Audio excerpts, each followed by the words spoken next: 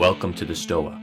The Stoa is a digital campfire where we cohere and dialogue about what matters most at the knife's edge of what's happening now.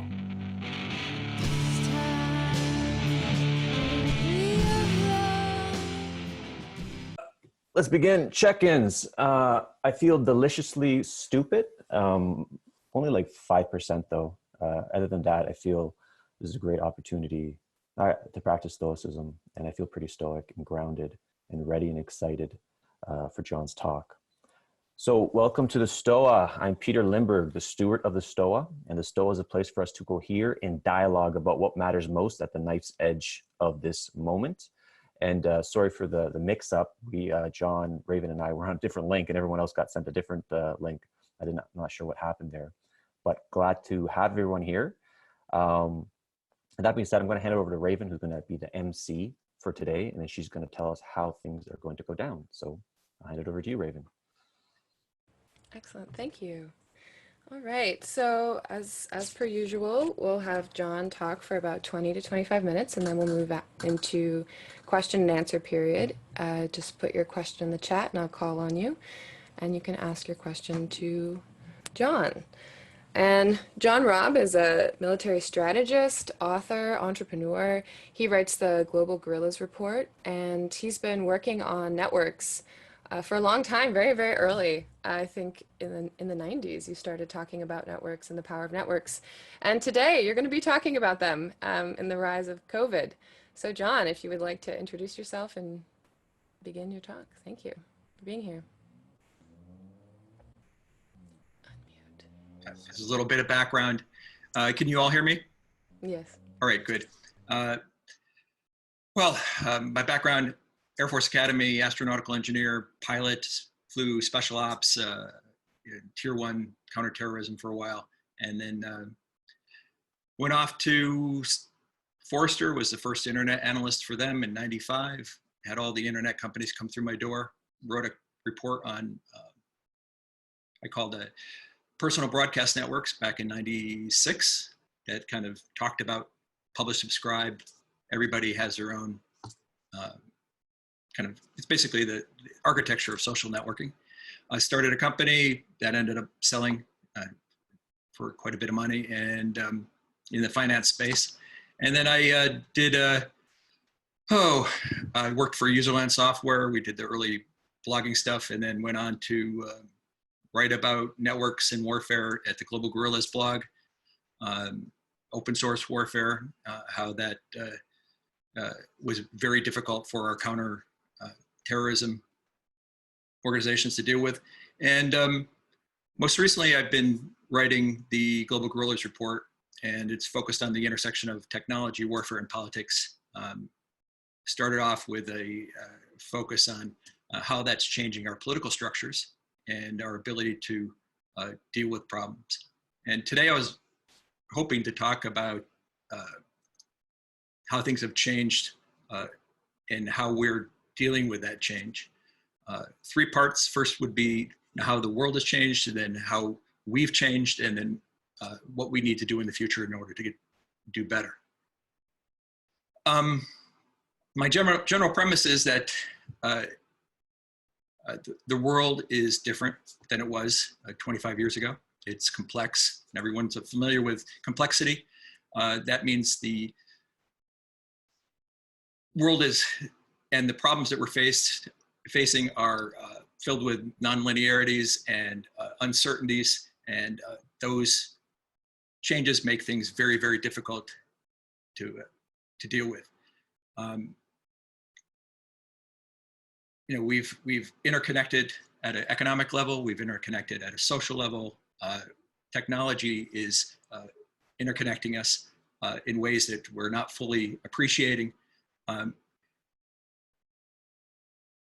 That environment changes the nature of the problems that we're dealing with. It's very chaotic at times, and we're not organizationally adept at dealing with problems of that type.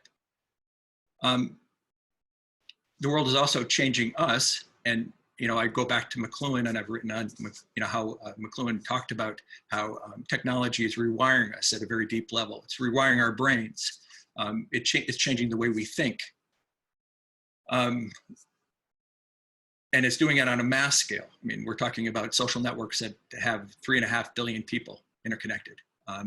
And the way we've changed the way we think is that it's turning us from solitary thinkers, literary thinkers, people who, read and then formulate opinions in relative isolation, towards people who think in public, who do pattern matching, who look at bits and pieces of information and then they assemble it into a cohesive whole, and they're doing it in a collective fashion. And that you see incredible numbers of people now who spend their whole day pattern matching. And the extreme end of that, you get the QAnons and you get the extremist groups, and then you get the development of a kind of a tribalization. McLuhan was always talking about how we're becoming tribal man, and he was only at the beginning of this process, and he saw it back in the 60s. But tribal man thinks differently. Tribal thinking is different. It's us versus them. Either you believe in my pattern or you don't believe in my pattern. The patterns can actually be used then also to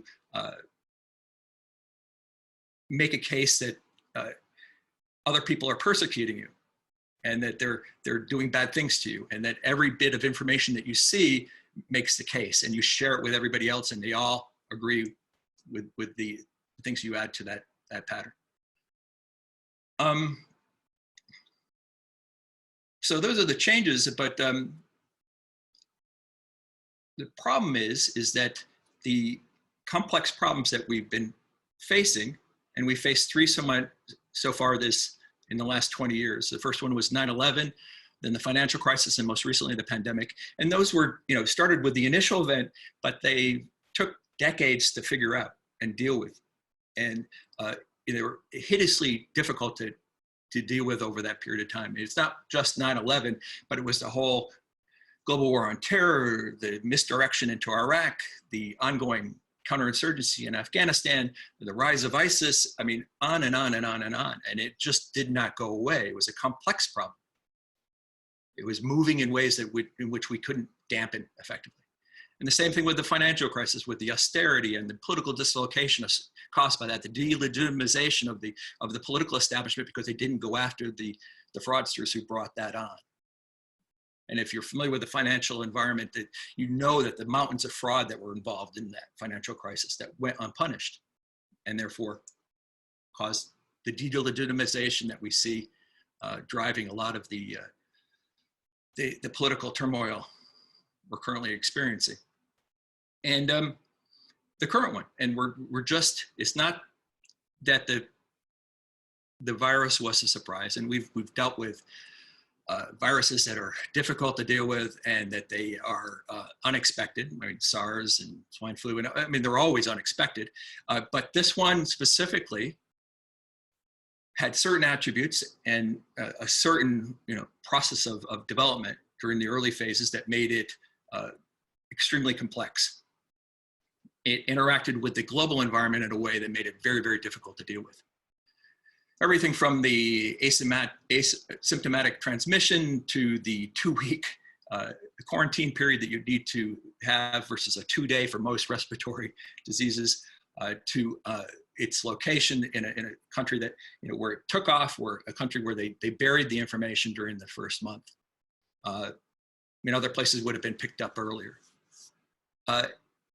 And then also happened to be in a country that was interconnected on an economic scale, or an economic level, with every country in the world, that it quickly spread.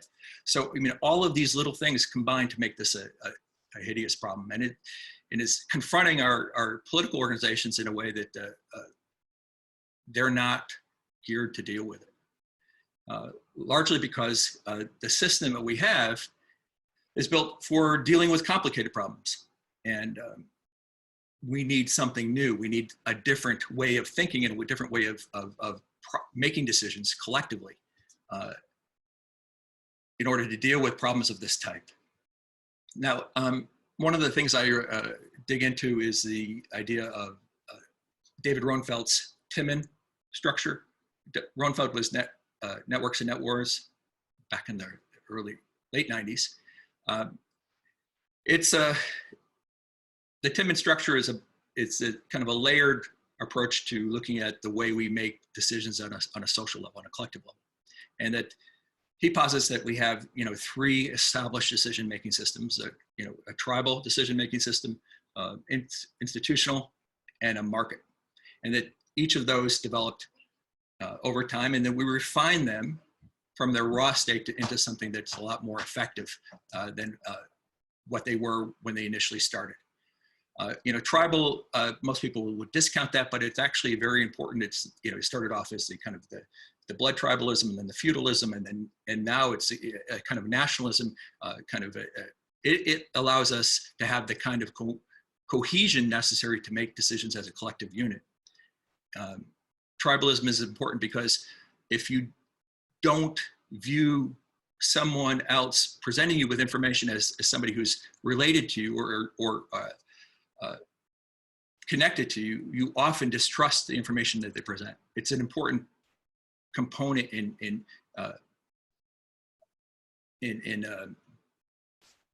coherent decision making, because what we're suffering right now is a decline in tribalism. Is that we don't feel connected, we don't feel related, we don't feel like we're part of the same tribe right now. And so when people present information at the get-go, many people would just immediately discount it. Like, that information was meant to harm me, meant to do me damage. And if you're trying to make decisions as a collective, as a social unit, this is just pure poison. It makes for incoherent decision making. Institutions, bureaucracies, basically. Max Weber's, bureaucracy is, kind of the cockroach of organizational structures that infested almost every area of our lives. But on the other hand, bureaucracy is great at mobilizing resources, at analyzing information, getting things done. And it's the basis for which we have, it's the basis of science, it's the basis of governance, it's the basis of corporate architectures, it's everywhere. And it's a problem-solving system that we've used effectively to do many, many things over the past 4 or 5 centuries. And then finally, markets are great at information discovery. They are great at allocating resources. The early ones, ripe for abuse, but over time we learned to regulate them and control them and put them to effective use, and they're the heart of capitalism. So we have these 3 effective decision-making systems that we've tamed over time, and now we need to add a new one, and a new one that's made available because we're being rewired, and it's because it's the only kind of decision-making system that can handle the types of situations we find ourselves in a complex global environment. And the only one that can actually handle the way we our internal decision-making systems, because we've been rewired and the old ones don't seem to work in terms of allowing us to maintain cohesion. And this is a network decision-making. And people have talked about that forever. It's very amorphous. If you tried to talk about it 10 years ago, it was really kind of a non-starter because it was a lot of hand waving, and it's out there, you kind of see it. Now we're starting to get a sense of what it is, and it was made possible largely through the rise of social networking that we started at Userland and other places back in 2001, and now is everywhere. I mean, we have a social network that connects up 3.5 billion people in one, and then there's another one that's about a billion people in China. These networks are changing the way we make decisions on a global scale. So how does that get tangible? We saw the rise of social network decision-making. Oh, wow, the first real instance of that on the political sphere was when we had the Arab Spring. Earlier than that, in warfare, we saw it in Iraq. We saw open source warfare It was a network decision making that allowed 70 different groups in Iraq to join together to fight the Americans effectively and then out innovate them. I mean, they went through in a year and a half to 2 years what it took the Irish Republican Army as a singular unit 20 years to develop. So in terms of sophistication. So we saw it in the Arab Spring with the rise of open source protests in Tunisia, and they swept into Egypt and went on from there, toppling governments, changing governments. And most recently, we saw an open source protest take out like the governor of Puerto Rico, where lots of different interests came together and they created a movement that was focused on a single goal, a single plausible promise, a simple goal, and changed the political structure. It's grown more sophisticated since then. And it emerged, this network decision-making emerged in the US political system back in 2015 and 16. We saw the rise of an open source political insurgency that picked Trump as its weapon and took over the Republican Party. It basically rolled it. It overran it, destroyed it. It's a completely different organization now than it was 4 years ago. And it put Trump into the White House. And that political organization is now being mirrored on the national scale. It's evolving. It's operating at it destroyed also the political spectrum that we were used to. We used to say that there was left and right, and left was more about getting the government to do more, and the right was more about individual freedoms and the government doing less.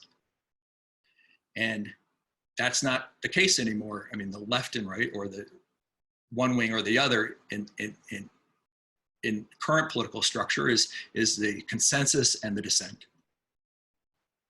And the dissent party is anyone who disagrees with the consensus. Up until recently, that consensus was the establishment is okay, it's doing a good job.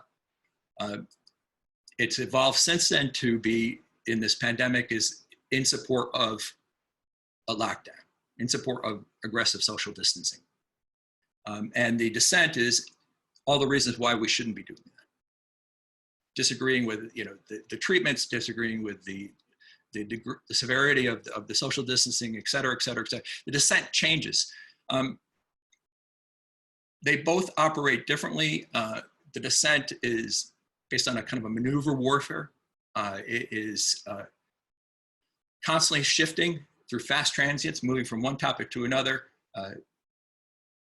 never lasting, never focusing in on one avenue of attack. It keeps on shifting until it finds a productive avenue of attack. It's focused on disrupting the coherent decision-making at the psychological level of the opposition. The consensus operates more on a moral warfare framework.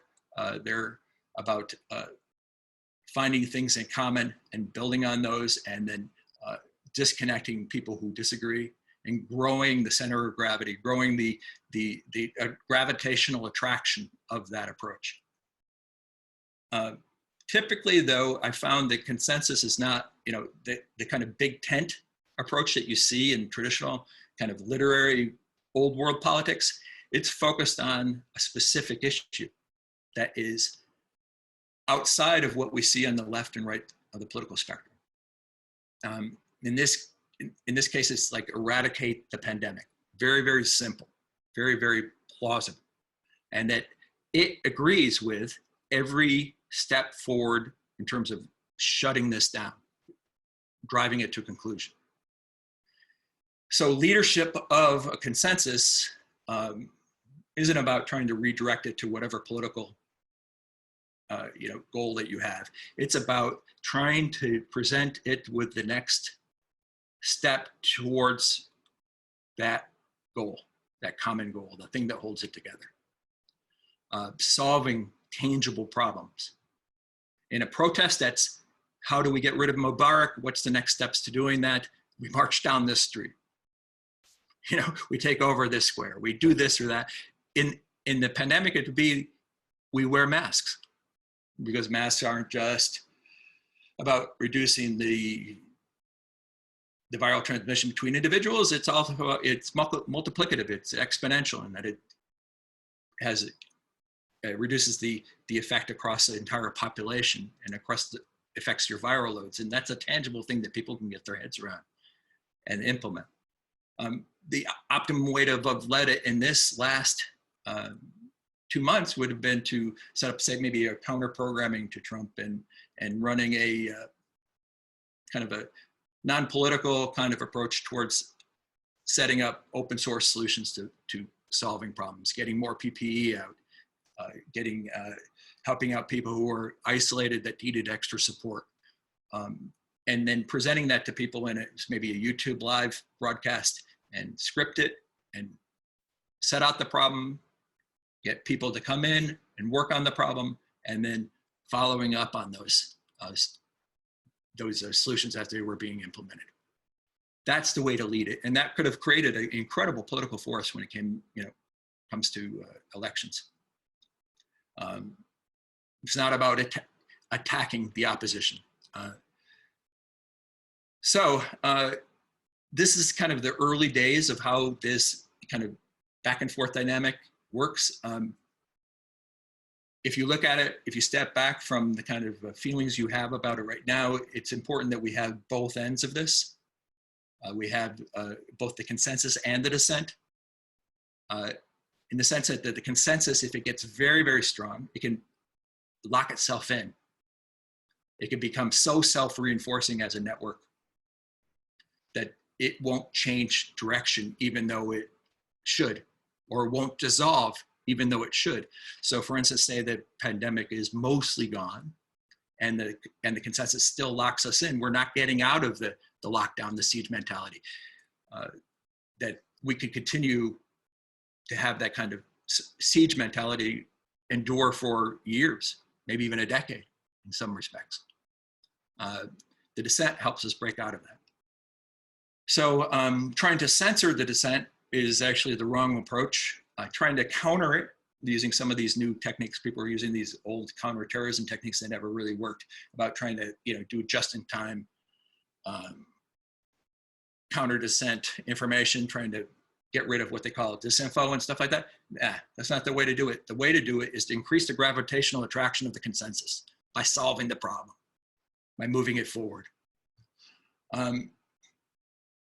So in general, we're going to refine these mechanisms, refine this method of network decision making, and make it better over time, and tame it like we did with bureaucracy, and tame it like we did markets, and tame it like we did tribalism, from the kind of old blood tribalism of the past that was incredibly bloody, and the early stage nationalism that was incredibly bloody, to the kind of soft nationalism we have today, or we had just recently.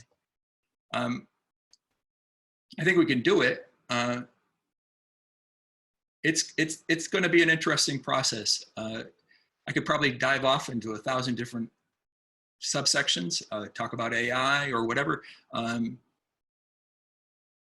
Leave you one last thought, is that the big problem that we're facing in the 21st century, the kind of challenge we have collectively, and what network decision making is going to help us do is how do we maintain cohesion in a complex world?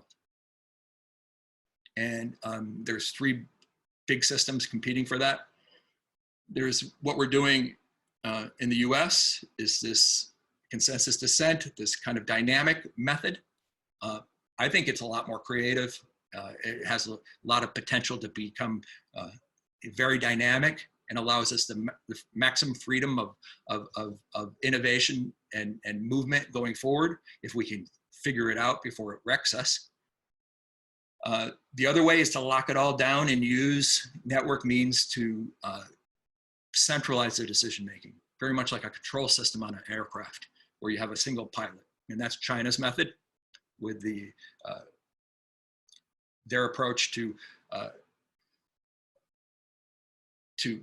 gamifying, network decision making. And then there's the a couple other approaches in Europe is pretty much ignoring it, and they're destroying network information and Luddifying, kind of a Luddite approach where they're hiding from it, behind a veil of privacy, destroying that information, trying to, keep the world back in the 20th century the way it was. That's not effective. And then the Russian approach, which is the government spreads the disinfo, spreads the disruption, makes everyone a dissident, and that it maintains cohesion through kind of a mafia style backdoor ownership of the major corporations. And that's why Putin is the wealthiest man in the world, at least until the oil prices, not maybe recently, because the oil prices are down. But that cross ownership allows a kind of a cohesive core to exist. I think that's unproductive long term. I think the Chinese system has the potential to become probably the most oppressive governance solution that we've seen ever, because it can actually censor and control you at an individual level to a degree that we'd never ever seen before. I mean, even in the most oppressive countries of the past, there was at least a little bit of leeway inside your own house or inside your own head, and this is something that can get into that. Yeah, it's refining the system that we're in right now. It's dynamic, it's potentially chaotic, but it's the one we have, and so the extra decision-making support we need in order to handle the problems that we have. I mean, for instance, the network decision-making system in the US provided 90% of the response to mitigating the pandemic.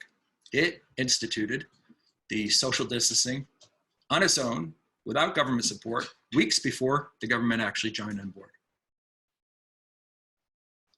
And it, through demand destruction and through coercion, got corporations to change their behavior. Close their doors or go to online working. So it did the heavy lifting on this. I mean, the government restrictions were just basically codifying or formalizing what had already happened with the social decision-making system, with the consensus decision-making that had already occurred. So anyway, any questions? Or is that a good coverage, or did I miss something? Or is that a lot of, I fire hosed you a little bit, sorry about that.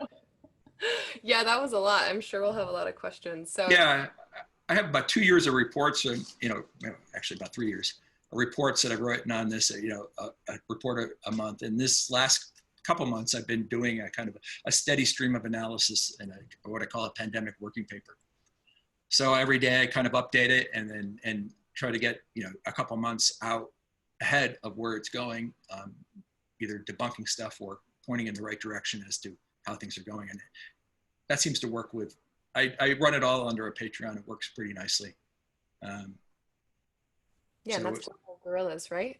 Yeah, the Global Gorillas report. It's like John Robb on Patreon. It's a pretty straightforward, good group of people. They add to the the value of the experience. So excellent. If you want more in depth, that's where to go. It's just that sometimes I can. There's a lot of information to process. Absolutely.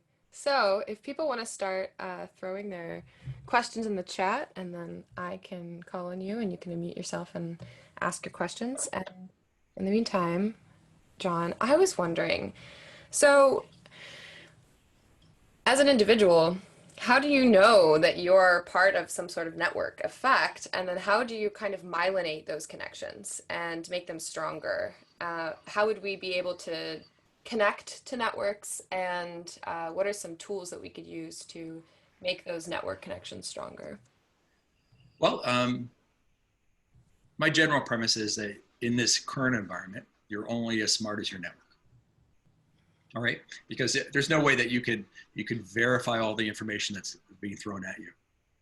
No way you can put it into the proper context. No way you can process it. No way you can make sense of this environment in any meaningful way without having a group of people that you're connected to, helping you do that, helping you pattern match, helping you make sense, helping you structure that decision making. So It's a tough process to actually put together the right kind of network. It's one of those things you have to do bit by bit. You have to curate it. You have to, prune it. If you've done gardening, this is it's the same kind of thing. It's a lot of the same techniques you use in maintaining a good garden apply here. Don't be afraid to prune. Sometimes block people. A lot of people are disjointed. A lot of people become kind of unmoored by the kind of speed of and complexity of what we're facing here. They just can't handle it, and they go off the rails, and they attack you. So you just have to act quickly. Try to get a diversity of sources. I mean, it's like in the last election before the kind of political network really became visible. I looked at my network and it was across the board. I mean, they were voting for everybody. So I saw, all these different perspectives all at once. What I found in general, at least when it comes to anything having to do with politics, is that you won't see what the other side is seeing unless you're inside that silo, right? So if there's some event and it will get amplified in one silo and you'll see it go up, and then if it gets debunked, you'll only see it in the other silo, right? And that's really important to be able to see both sides. So it helps balance your perspective on things, and you start to understand that it's really not, there isn't really as much of a tribal right and wrong here. It's just, there's a dynamic process underway. But rely on your network. Listen to what they have to say. If you find something that you don't know if it's correct or not, put it up to your network and let them help you. They'll figure it out. Somebody in your network, if it's big enough and you've taken time to grow it, will say, hey, that sucks. Look over here. Look at this. So, Yeah. all right. Think in public. Twitter, do you think of Twitter as being a good? Well, in general, I mean, I've been blogging since 2001, right? And because we did one of those early blogging companies. We did Userland, we did RSS, we did the whole kind of publish, subscribe, network and connection kind of thing pretty early on. And so, and I put my name on it right away. I called it John Robb's Weblog. So that was my first blog. And so, rather than trying to hide behind, everyone early on thought, oh my God, I got to hide myself. And so I started to think, hey, you got to think in public. That's the best way. You throw out your ideas, you process information, you share it, and that feedback you get makes your ideas better. And it's a process that if you can learn it, it helps you. It helps you stabilize yourself over the long term, and that's good. It improves the quality of your thinking. So yeah. And your network. Yeah, and a network, because the great thing about the internet is that you can attract people that are interested in the things that you're interested in. So by covering a topic and sharing expertise, other people of similar expertise will aggregate around it, and that's a good thing. It grows. It keeps you honest too, because if you get too far out on a limb, people will call you out, right? And you do that for other people too. Yeah, it's great. Did I answer your question, or did you want? Yeah, no, that's perfect. Yeah, think right. in public. Yeah, and just take the risk a little bit, Okay, Scott, would you like to unmute yourself and ask your question? Sure. Hi, John. I reached out to you on Facebook the other day. Hi, Scott. Yeah, great to listen in. Thank you. My question was about how many networks should you try to join? I'm working in a space right now where I have to pull in all that information from different tribes and different networks and try to make sense of it all. And I am I'm pretty overwhelmed by the fire hose of information. So how many networks are you a part of? How do you know when you can't keep track of them anymore? Okay. Well, oh, wow. You know, I tend to follow the things that I'm interested in. And that's usually been my guide. So if there's too much information on a given network, it's too crowded, it's too verbose, I may just step out of it. This isn't for me. I'll prune it if it goes off in tangents, things that I'm not interested in. I tend to focus on the networks, or join the networks that consistently give me good information, good signal, and avoid the ones that have high levels of noise, because that noise can drown out your thinking. So find the ones that are good and keep those, and then add very slowly. Try it out. If it doesn't work, if it's not adding a lot of signal, prune it. Yeah, the mistake would be to try to take all of it in all at once. You're joining a bunch at once. Make a list, slowly work through the list, find the ones that are good, find the people on those networks that are good, and try to tighten those connections. We had a thing when I was doing reports at Forrester as an analyst. It's like, in any given topic, there's always one person that's really amazing. They really get it. They see it better than everybody else. And you find that person, and you pick their brain, and you connect with them, and you keep them in your circle. And you do that often enough, you'll end up with a pretty amazing network over time. Does that help at all?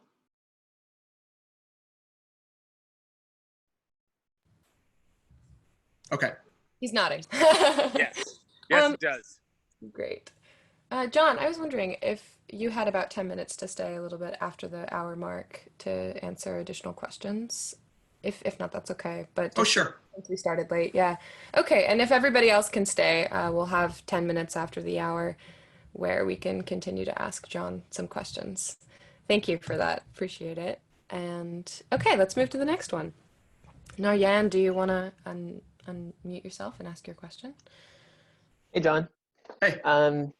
I've been operating during COVID with a couple different organizations that are sort of emergent and decentralized.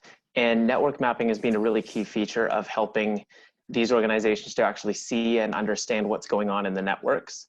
Yep. I'm finding that some people are like really all over understanding the networks, and some people are just kind of like, well, what do I do with this? I'm really curious about your thoughts on just the importance of a network to actually look at itself, like to be able to be self-aware, and what role that has to play. Right. You're talking more, looking at it more from an organizational framework or perspective, where you're looking at how your network is operating and trying to improve it over time. Oh, wow. That's, well, I remember the early approaches to this, even back in the 90s, where they were doing kind of like the informal networks in any organization and the formal hierarchies, and trying to, see the differences in how to leverage that informal hierarchy or that formal set of connections to what we're seeing today. You have the outside, inside. In terms of self-awareness, I'm not sure there are any straightforward rules to doing that yet, that at least I've seen. I don't have them off the top of my head. It's not been something I've been focusing on. I've been focusing more on the macro dynamics in terms of the way I've been approaching my research. So I probably don't have as much, high quality thinking to provide you on that as I'd like. Sorry about that. Cool, no worries. Just thought I'd see. Yeah. Oh yeah, no, I mean, if I thought about it for a while, maybe I come up with something, then I'll send it to you. But I mean, it rather than just spew on about it, I'd rather punt. Excellent. Great. Peter. So I'm a little nervous asking this question, maybe like 15%. It's about QAnon. So let me think about how I should phrase this. So yeah, McLuhan, he talked about the global village, and then he kind of switched that to talk about the global theater, and that the culture war feels like a theatrics at times. And there's like, you know, with QAnon, there's like a mythology, there's like this comic book aesthetics. But I'm curious, like, when it comes to like parapolitical, or Peter Dale Scott calls parapolitical machinations, or, you know, the criminal overworld, which the QAnon people are gesturing towards, how do you sense make into that if there's so much noise and if there is some signal there? All right. Yeah. There's a problem with pattern matching, right? Is that you can get locked into a pattern that's wrong from the get-go, and you can keep on matching new information to that pattern, you know, long past its expiry date and long past when it was actually viable, and that can lead to a lot of excess. And it can also develop this into this kind of us versus them. You know, this is our pattern, and these people, and here's all the reasons why they're persecuting us and why they're doing wrong. You know, extreme pattern matching at the very you know, extreme end is very it can lead to violence, as we've seen with it in many of the attacks we've had over the last couple of years, where people have seen all of these reasons why these other people are attacking us. I mean, talking about global village, I look at we push through that, it's global villagers, right? And global villagers are extremely interested in everyone else's problems, extremely noisy, and occasionally extremely bloody-minded. You know, it's us, you know, this is our standard, and these people are violating that standard. In terms of figuring out what works and what doesn't is watch. I mean, be careful that the pattern that you're working on, that it doesn't become the kind of this sprawling pattern that, you know, everyone's force fitting all these different sub patterns, and it becomes this quilt of insanity, right?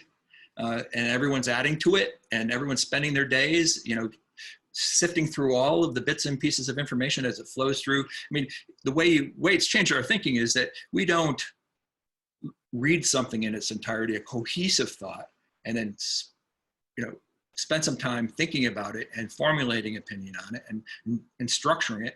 We immerse ourselves in the flow, and because the volume of information is and the diversity of information is so high that we just let it flow over us, and we take out bits and pieces that we then match to a pattern. Right. And then we do it with other folks, and if it's in this kind of crazy patchwork, it can get really nutty, which is you see often. Some of that in the QAnon stuff too. Yeah. So my follow-up question is like this Ken Wilber quote's coming to mind. You know, no one's smart enough to be 100% wrong.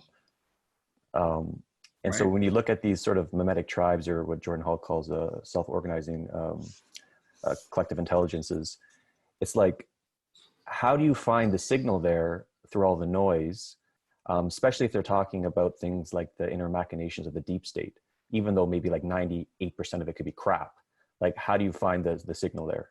Well, okay, so any, you know, large scale or comprehensive answer I'd be pretty skeptical of, right?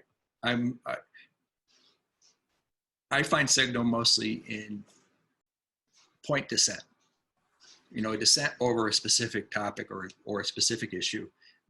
Somebody's looking at it in a different way.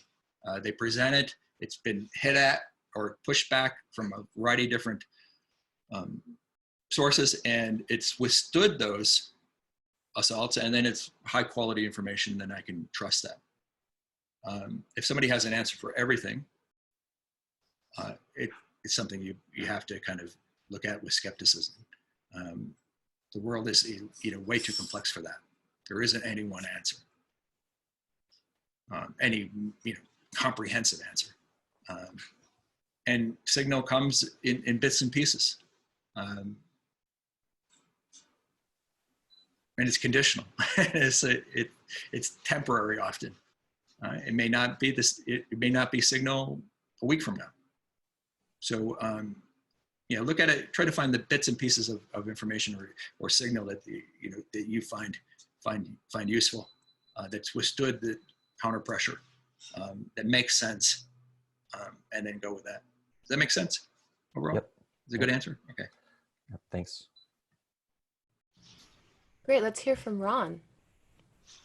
Hey, John.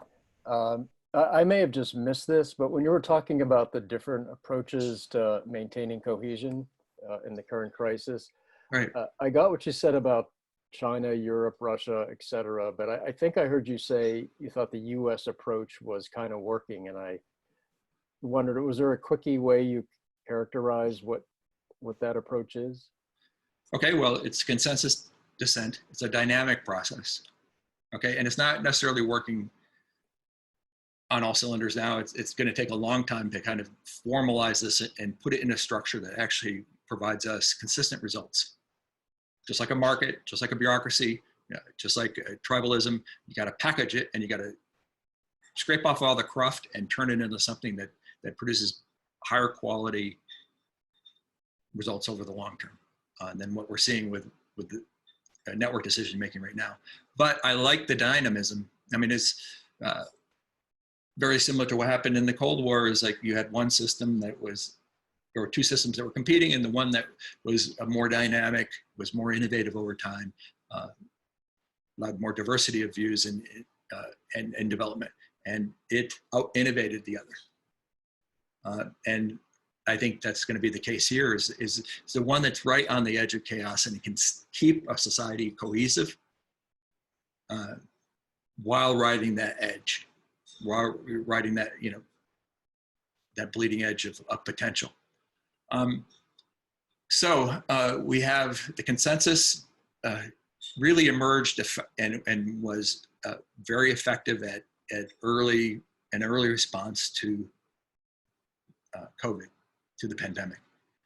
It sifted through the information and people found it. And I mean, I wrote my January report, entitled it Pandemic, right? So I was like one of those pieces of information that was contributing.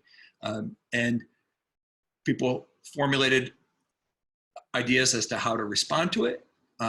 Social distancing floated to the top, and people implemented it. And people asked companies to work, that they would set up work at home and start restricting. And they started changing their demand behavior. And, airline traffic started dropping, number of passengers, and even now we don't have formal restrictions or government restrictions on flying, yet it's 96% below what it was a year ago. So that was effective. It made decision earlier than the formal bureaucratic decision-making systems did in the US and in Europe. There was also a dynamic response to testing. I mean, the bureaucratic decision-making system, we've been planning for pandemics forever, but we expected them to go slower. We didn't expect them to move as quickly as they did in this complex environment. So the FDA gave the CDC sole or monopoly control over the production of a test in order to emphasize quality over quantity. And they were more worried about the downside effects of lower quality tests. And so that they gave that monopoly to the CDC. The CDC obviously flubbed it. So by the end of February, we figured out that they did flub it. And then they opened it up. They said, okay, well, any public lab or public health lab that has certification in complex testing, go ahead, have at it. And then all of a sudden the test went from 300 tests a day in March 1st to 3 weeks later, we're pressing through 60 or 70,000. So it's like amazing that kind of all hands kind of network response that can happen. If it's properly kind of put to use. The bureaucratic response has been really slow and cumbersome. I don't know if any country actually has gotten it right. Some have reduced deaths, but they've destroyed their economy in the process. Some are increasing deaths, and yet they're keeping their economy bubbling along. They're not being effective. The ones that probably are the most did the best were the ones that closed off the borders early, like Taiwan and Greece and Japan. I mean, they externalized their quarantine because they knew that there were so many different ways in which this could travel, and it could travel very, very quickly. They stumbled into the right approach. Yeah, we're going to get better at using networks and network responses. You know, one thing that really struck me is when you look at the epidemiological models and you listen to how they talk about their assumptions, what goes into those, is that none of them expected any more than, say, 10% or 15% of voluntary support for social distancing. It was like when you get 60 to 70% and it's all voluntary, that was just blew their minds. It wasn't possible. And that they, you know, that kind of thing is like happening on its own. It's like, it's not something that they had baked in. So we have a new system of getting things done that if we could really get our arms around it and make it effective, it can get things done really, really quickly. Of course, the downside of that is that if it can lock itself in and get things done, it's hard to turn it off once you get it going. So that's why the descent function can't, you know, you don't want to start to shut down that descent function through internet censorship and lockdowns, and anyone who says anything that's like a little outside the norm. You know, you don't want to block those folks out because you're wiping out potential signal, wiping out potential innovation, wiping out a reason why you don't want that consensus to lock in as tightly as it has. It's better to keep it there. As annoying as it is, right? It's better to have it there than not. So we're learning these lessons. I mean, look, it's tough. It's dislocating. It feels horrible at times watching what's going on and listening to the conversations. But you know, we're learning how to do this, and the rest of the world isn't. And if we can figure this out, if we can figure out how to package this consensus and dissent and network decision making and learn how to utilize it and learn how to leverage it and make it work for us, it's a gift for everybody. It's a way out of this kind of mess. But on the other hand, you know, if we don't, you know, we'll rip ourselves apart. And McLuhan didn't think that we could figure this out until we actually created a technological artifact, a social technological artifact. You know, we figured out the technology to actually help us smooth this. And I think AI on what the social networks are capable of doing with AI support may make this easier over time once we figure out how to do it. Right now, it's mostly focused on censorship and ad promotion. But those AIs may be critical to our future, to getting turning this into a high performance decision-making system. And, you know, kind of taking a little bit of the cruft off, a little bit of the more dangerous stuff out, without damaging its performance. You know, maybe if I put it maybe if I use this metaphor, it's like, okay, my background, at least when I was in astronautical engineering, was thinking about, okay, control systems. That was my subspecialty. So I think in terms of control systems, dealing with complex environments. And if you want, like, for instance, an aircraft to be high performance, you add instability into the design, right? You make it unstable. And you use a control system to compensate for that. So if you want it to be able to turn faster and perform better, you have instability that you build into it, and you build a better control system to handle that instability. We're facing instability both in the environment that we're in, as well as internally, because we can see our politics and the way we make decisions internally has been changed. So we've added instability into our craft, as well as the external environment. And now we have to build a control system necessary to be able to allow us to navigate successfully, or to do things. Now we can lock it down with, you know, a single pilot making all the decisions, like China's doing, and Russia to a certain extent in a different way is doing. or we can make the plane smarter, make the overall system smarter so we can respond to the external environment quicker. And it can make better decisions overall. And I think that's what this consensus dissent is starting us in the direction, or we're starting in that direction. Yeah, if you once you start seeing things in this consensus dissent framework, it can relax you a little bit, because you don't see it as this us versus them anymore, or that we're going off in the totally wrong direction. Yeah. So I mean, does that answer your question? Did it get towards where you wanted to go? Yeah, absolutely. Thank you. Right. Great. Excellent. And then Keith raised his hand because he had something specific he wanted to respond to from what you were saying. So Keith, if you want to bring that in, and then maybe if we have time, we'll get to Rose's question after that. Yeah. So I wanted to ask a question about alternative networks and which sorts of networks are the highest signal that we can be relating with. And I've found a number of networks like recently since COVID. Interesting, a lot of it has come out of Taiwan.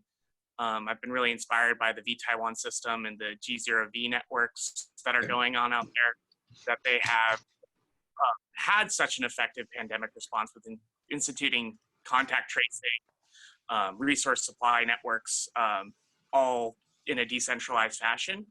Right. But locally out here and I've been doing some research trying to map out where some of these things are happening all over the world. And some of the network questions that I have are how to connect up different networks that are, where people are having these innovations that you don't see because you're not speaking the same language and you're not in the same network. So how do you bridge the gap between networks? But also, it seems to me that we need to be, there's so much, like with Tristan Harris's work, there's just so many issues coming in with, extreme algorithmic filters and filter bubbles. And I'm sure that's mostly par for the course. Most people understand what I'm talking about there, but the extreme filtering of information towards sensationalism and moral outrage. Right. And so it seems to me that that's like an inherent outgrowth of the ad model. And so that if you want to not be subject to those kinds of AI filters and different sorts of AI filters, or no AI filters altogether, there's multiple different ways to work with that. Yep. You can go towards new networks like Scuttlebutt, I think, has like some peer-to-peer stuff where the server is decentralized. And so it seems to me, I'm wondering what networks you found to be like, what alternative networks you found that are most effective at avoiding the failure cases of the networks that are most popular today, and how we can engage with those networks and how we can bridge the gap between networks that are growing globally. Yeah.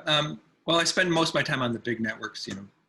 I've been on Twitter since 2007, and Facebook and through my own blog. Most of my stuff now is back channel. So it's the people I've collected over the years. So I have, large chat groups that I'm running in the background, and they're sound folks, and I appreciate their input, and they appreciate mine, and we keep ourselves grounded that way. What I do when I look at new networks is more, I'm looking at the technology. So I used to be a tech analyst, so I look at this stuff and figure out what's good about how they're actually sifting and sorting. It's not because I don't necessarily find the high quality thinkers there. I find the high quality tech and solutions there. See what I mean? I'm following more, I chase after the people, the nodes that are really producing high quality content over time. That's more, what I'm chasing after. And when I look at a new network, it's really just more on the tech side. That help at all? Or no? That's probably not. It's not. You want some secret network that I've. Sorry, I was I don't have it. Yeah.